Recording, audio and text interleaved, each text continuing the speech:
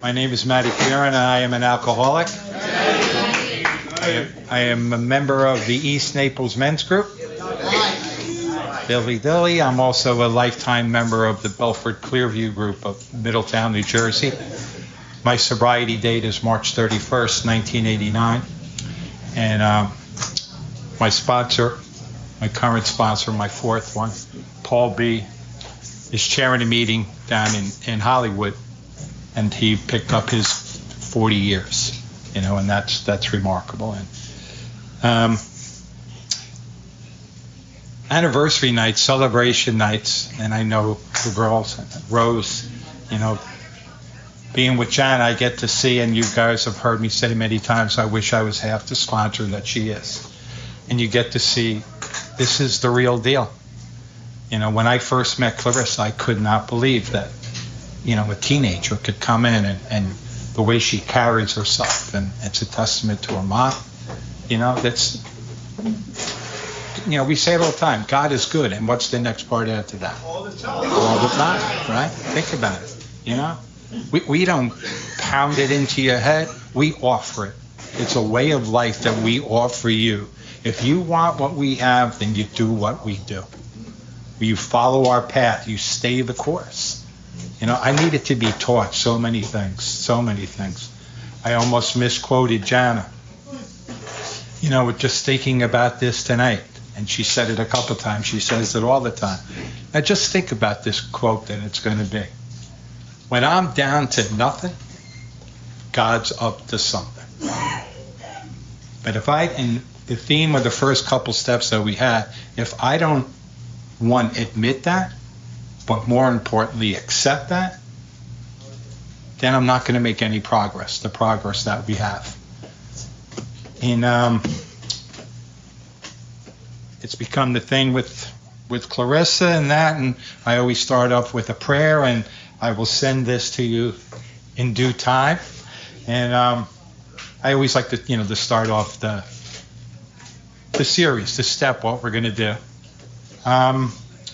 Let me read this first. Here's a little backstory on this.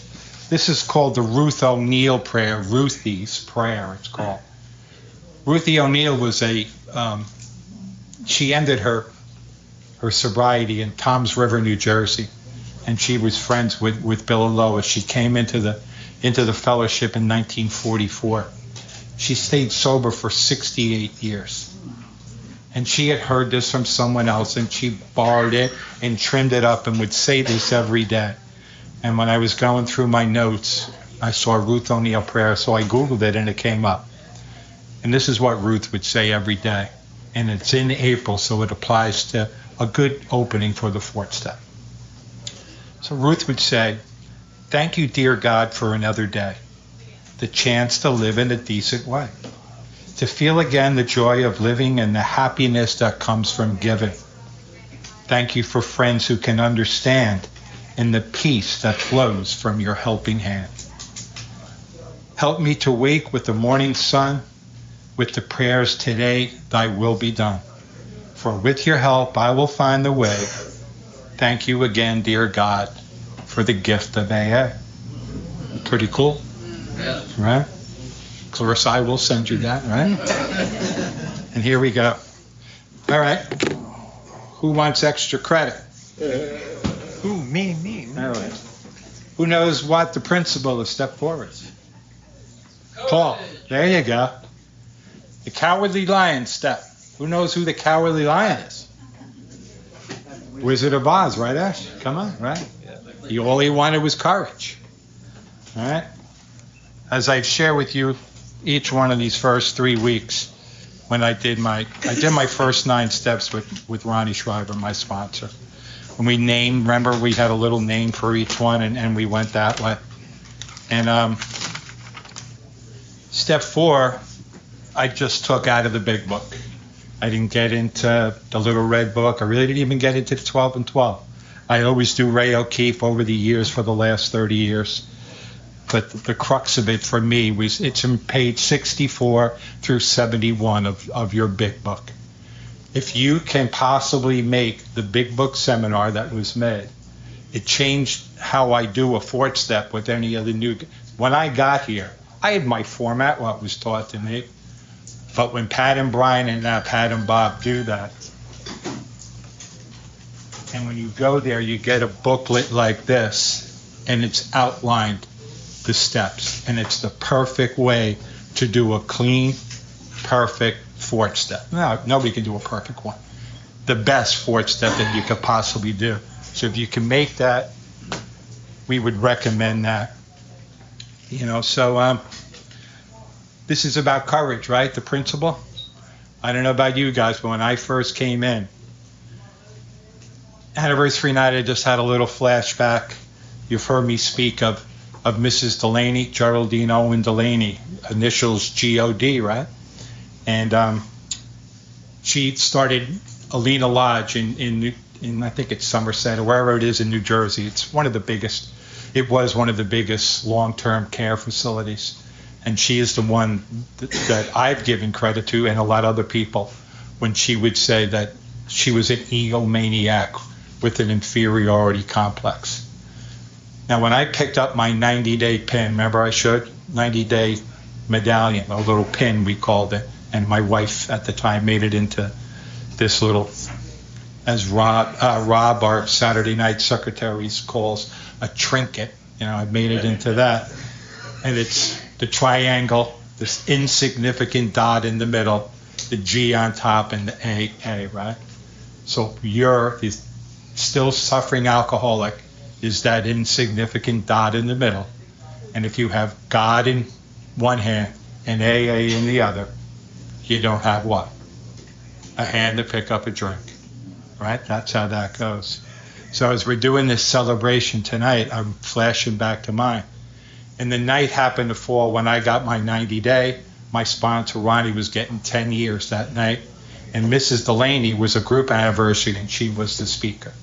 And that's when in a joyous occasion, and she came up, and I leaned into Ron and said, what can this little old woman possibly have that I didn't say what I want, but what can I have in common with her? And as we get to know, it doesn't matter who's in front of the microphone, it's the message that they bring forth. And she told, it's an unbelievable story, but that was the line she used. She was an egomaniac with an inferiority complex. Remember I spoke about that? I wanted to be the main guy. I wanted to be Norm. I wanted to be up front. I wanted to be the best, splashiest center fielder on the team. But please don't hit me the ball. You know, fear. Fear is all going to be in this fourth step. And this is really pretty cool. When we're talking about courage, this quote was given, they credited it to Nelson Mandela. And it says, courage is not the absence of fear, but the triumph over it. Right? When things are going on and you're afraid, I don't want to say you're supposed to feel that way. It's not cowardness, it's fear. And God and the 12 steps of Alcoholics Anonymous and the people in your life can help you overcome that fear.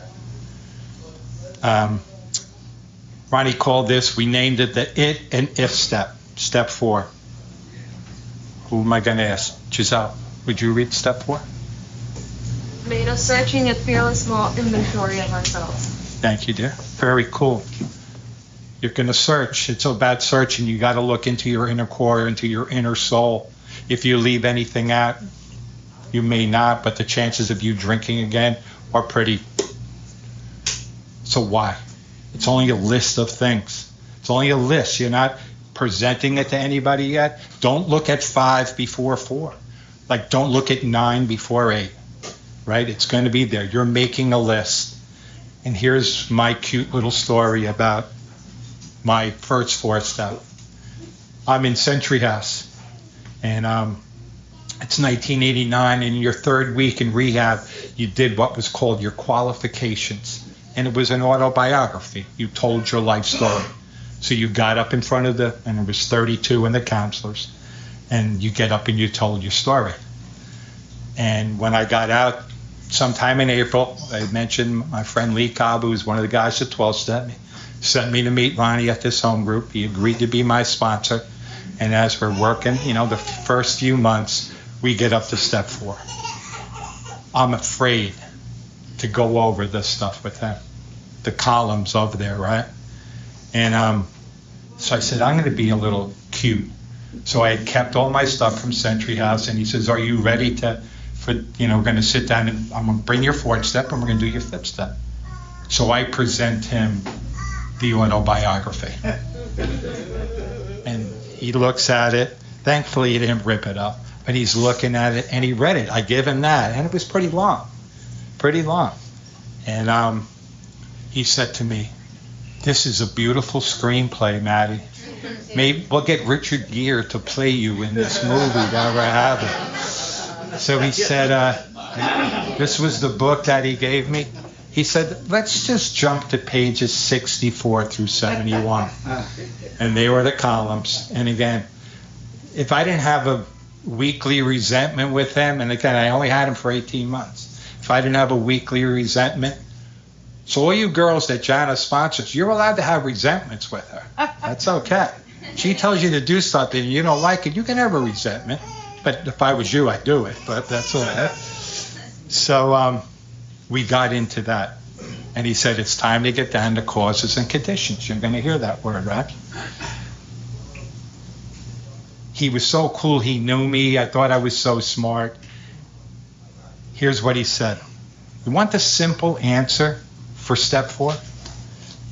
This is 30-something years ago, right? The simple answer about step 4, it's about sex, money, and power. Mm-hmm. And that woke me up right away.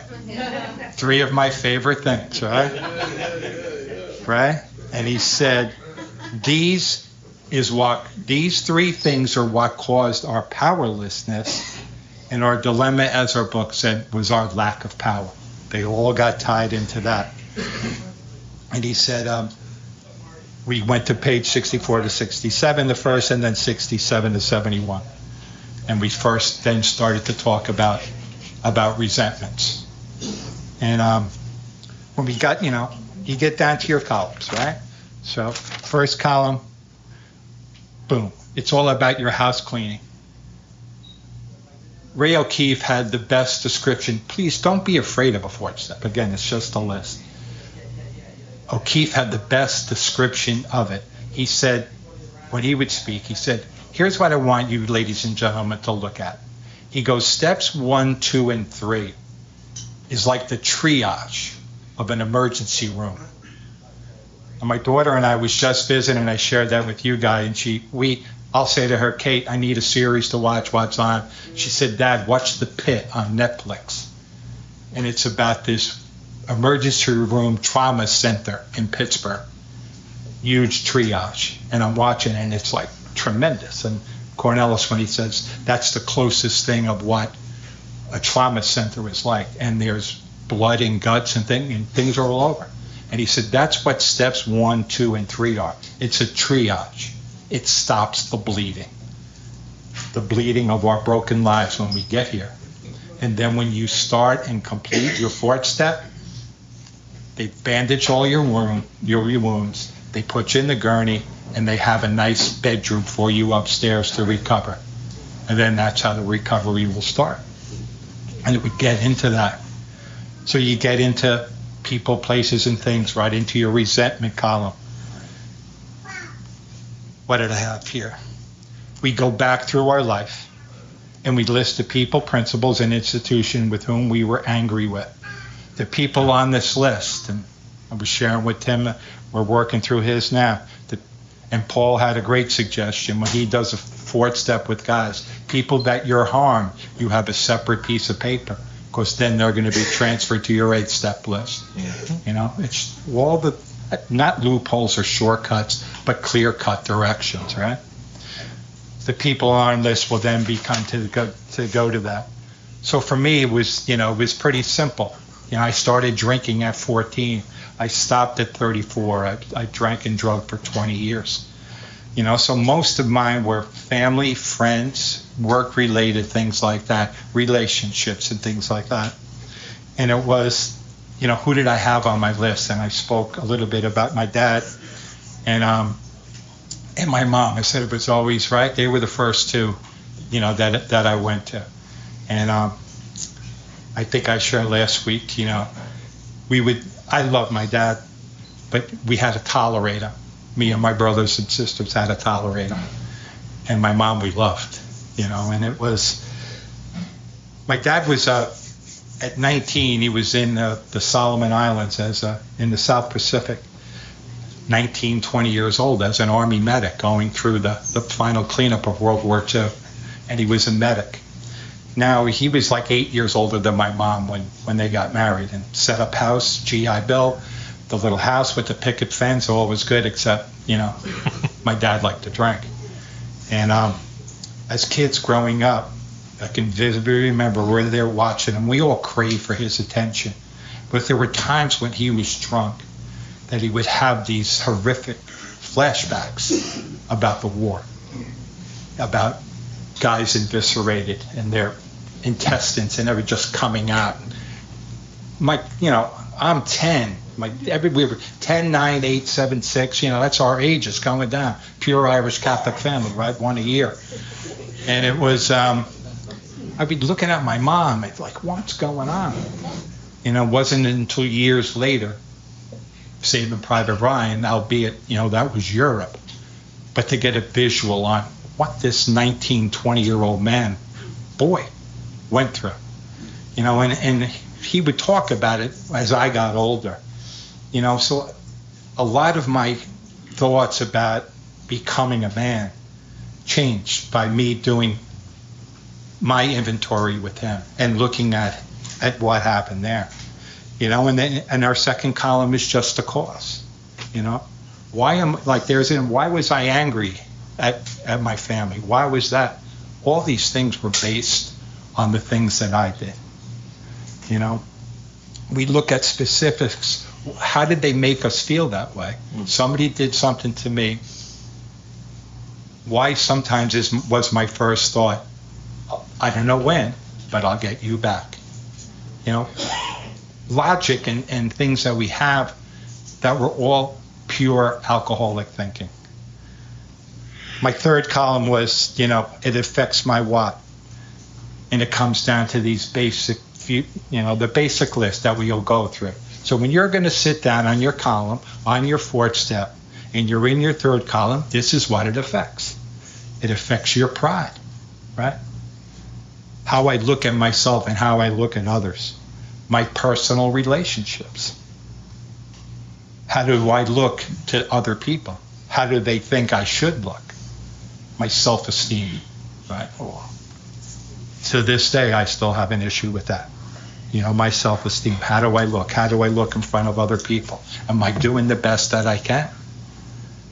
My security, emotional, physical, financial, it affects all of that. It affects my ambition. Our book will tell us most alcoholics have above average intelligence and an above average earning power. Just look at Frankie. I don't know about the intelligence part, but the above average earning power is pretty good. And how it affects my pocketbook in that. And then the column that I dreaded going through with my Irish Catholic guilt with him was your sex relations. So it's not about, you're not presenting your sponsor with a list of the conquests that you've had. It's not about that. It's not about that. No. It's about the people that you hurt. What were your motives in that? I don't think I've ever really shared this with Janet, and I don't really talk too much in meetings.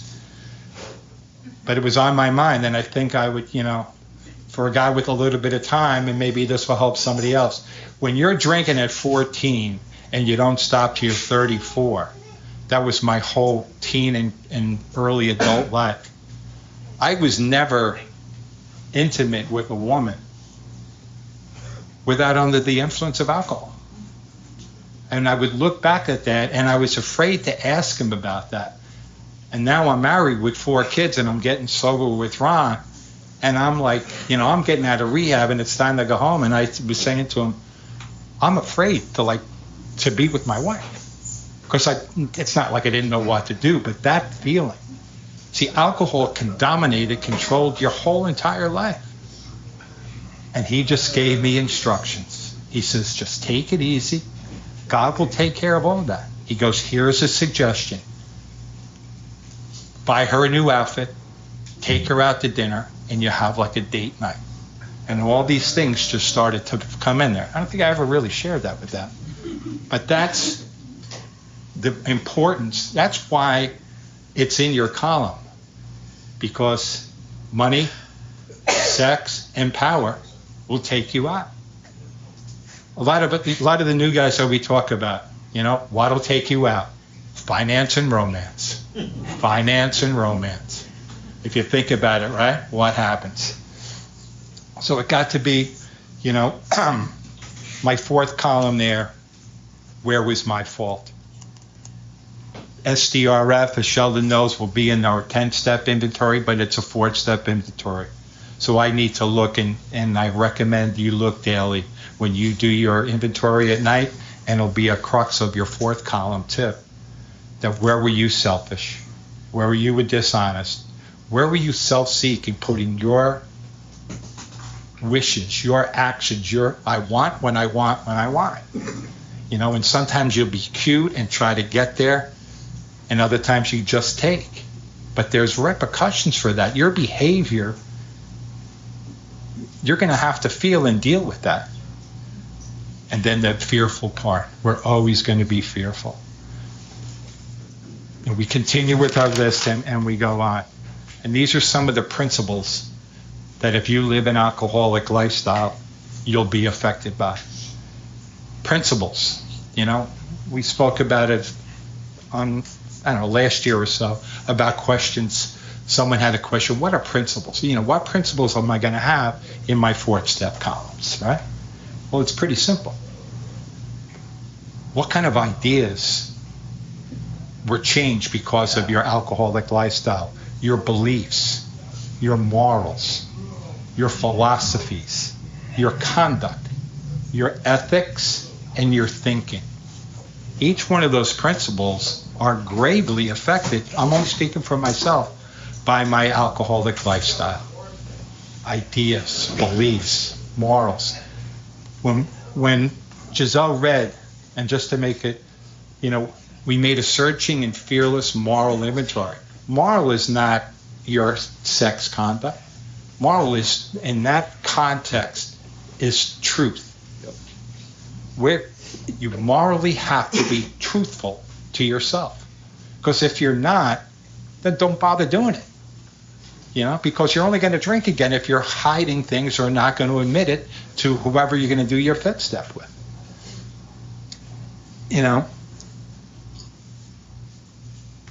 When it came, and again, I'm going to dwell a little bit on the sex column because a lot of people, even guys that, they're afraid to talk about it. I don't know about when women, they do theirs, and I'm sure that it comes up. But we all need, our book tells us, when it comes to that, an overhaul was needed.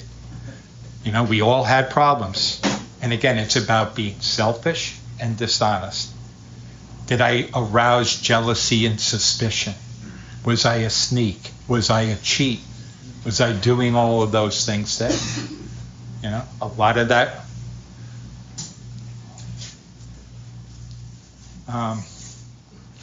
Growing up, and again, please don't take this the wrong way, I can be charming at times and very manipulative.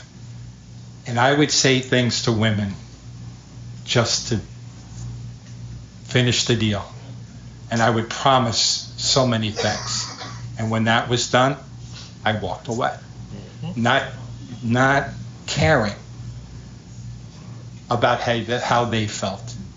And you know what, at that point, as an alcoholic young man there was nothing more important to me than all my friends that knew where I was.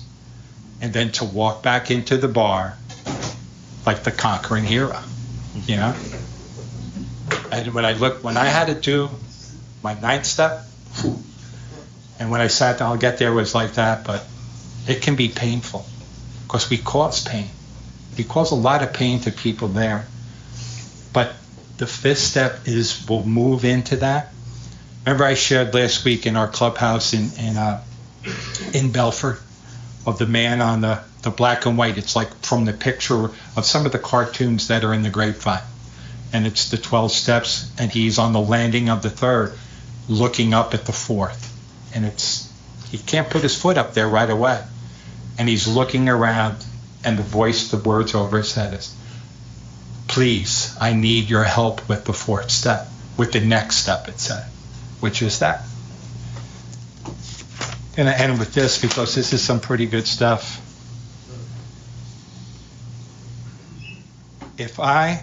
The first tangible evidence that I was making progress in my fourth step, in my inventory, when I sat down with him and we started to go from, and what was I willing to discuss? And then he asked me, what are you willing to remove of these defects of those columns? You know, the list is there, and it's a perfect thing, and it's easily there that the way that Pat and Bob have it laid out for you. It's a perfect thing for that. Here's the quote that Ronnie and I finished on, and then I'm going to end with one of the ones I have in my book, which is all about growing up. Because when you finish your fourth step, you get that feeling of relief, right? And then usually when your fourth step is done, immediately you do your fifth step. And then we'll talk about it next week, what to do after your fifth step.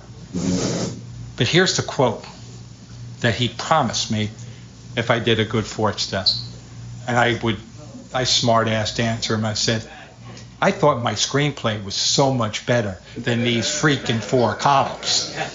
And he just laughed and he said, yeah, we'll keep that in the side, so we'll see you in the movies. But he said, recovery from alcoholism is not possible until we have a knowledge of all our character defects. Your inventory column in step 4 will list them all for you. Any of the people that you've harmed will then be on your 8th step list, so you're prepared for that. It starts to get easier, not harder. I thought it was going to get harder, and it didn't. Because once you do that, once you have that recovery from your alcoholism, your life, your physical life, your mental life, and your spiritual life will change. So here's how we're going to close tonight. This is one of my favorites. I love St. Paul. We talk about him a lot.